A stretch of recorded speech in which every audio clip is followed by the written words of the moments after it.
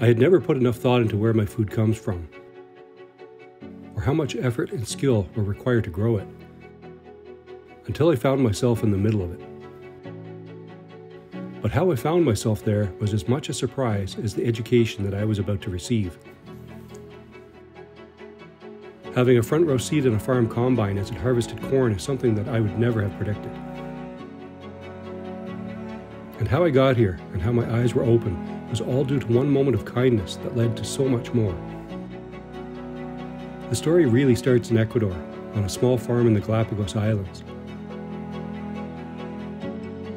This is the yucca fruit. It's growing here in the... My friend, Solon Intriago, works as a scuba dive guide for his main income. It's difficult to get fresh fruits and vegetables in the Galapagos Islands, so Solon grows enough to provide for his family and he sells the surplus. We got this tree has maybe a year. As my wife and I grew close with Solon's family, we visited their home on Santa Cruz Island, and we got a first-hand look at small-scale farming in a world where conditions can be harsh.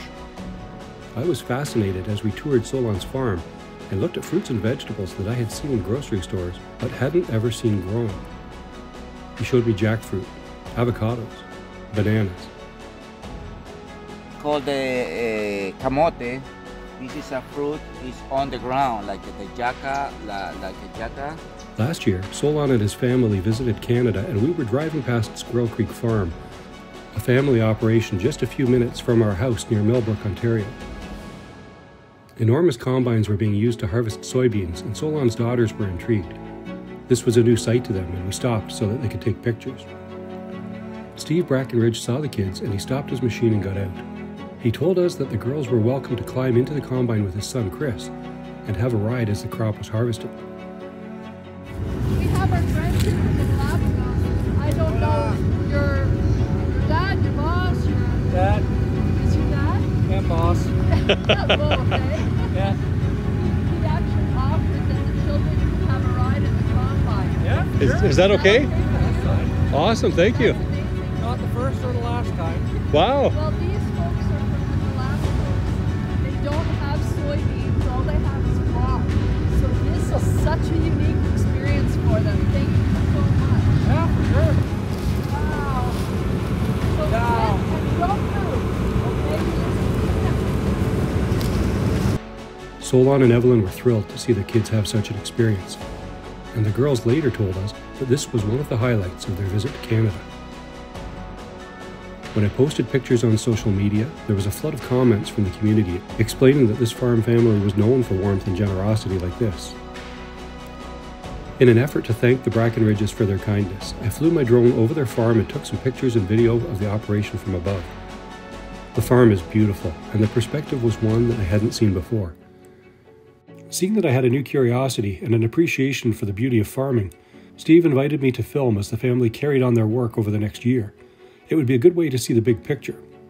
I was eager for the opportunity, and I started filming from the air and from the ground. Steve and Chris patiently explained everything they did and why they did it. Chris has been in farming all his life, sitting on a toolbox in the combine ever since he can remember. He explained that the changes in weather brought new challenges to farmers: temperature, drought, humidity changes. It all affects the growth of the crops. It changes the length of the growing season, and with these changes come challenges with new pests. Chris and Steve planted test plots so they could measure the yield and calculate the grain weight and density. Farmers are constantly measuring and analyzing their crops to know if they are succeeding. Multiplying that data, they could compare their costs to their total earnings. The science behind their decisions is something that most of us never see. I learned that grain prices are set by world markets and that farmers can't simply adjust their price to compensate for poor weather or a lower yield. If their machinery breaks down or the weather works against them, they're losing money. They need to rotate crops every year to avoid soil degradation and parasite resilience. And some crops can't be sold to certain countries due to different laws and regulations. Farmers here are competing with growers in other countries where costs are lower. Things like carbon taxes have a huge and unavoidable effect on them because diesel fuels the dryers in their silos. Supply disruptions cause delays in their ability to do their work on schedule. Farmers constantly need to stay on top of all of these things to know what crops will be best suited to their fields the next year. Through all of this, people who don't understand farming expect farmers to simply absorb the costs and work harder. Steve explained the cost of farmland, farm machinery, and the daily cost of operation. It was staggering. Few North Americans would ever know the burden of such huge debt or such demanding work. They are at the mercy of so many things at once that it made my head spin.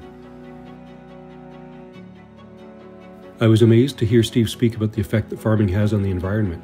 He gave me an education on the effect that plowing and tilling had on the release of carbon into the atmosphere, as well as the environmental benefit of planting crops that absorbed carbon and returned nitrogen to the soil. Even the thought that went into fertilizing the fields was surprising. Their concern for the environment runs deep. The Bracken Ridges are planting hundreds of trees along a creek and wetland running through their property in a major restoration project that will create habitat and benefit the environment.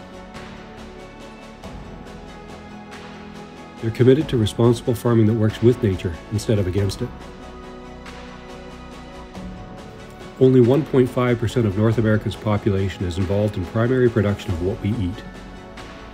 Agriculture requires skill in animal science, plant biology, soil biology, chemistry, finance, and mechanics.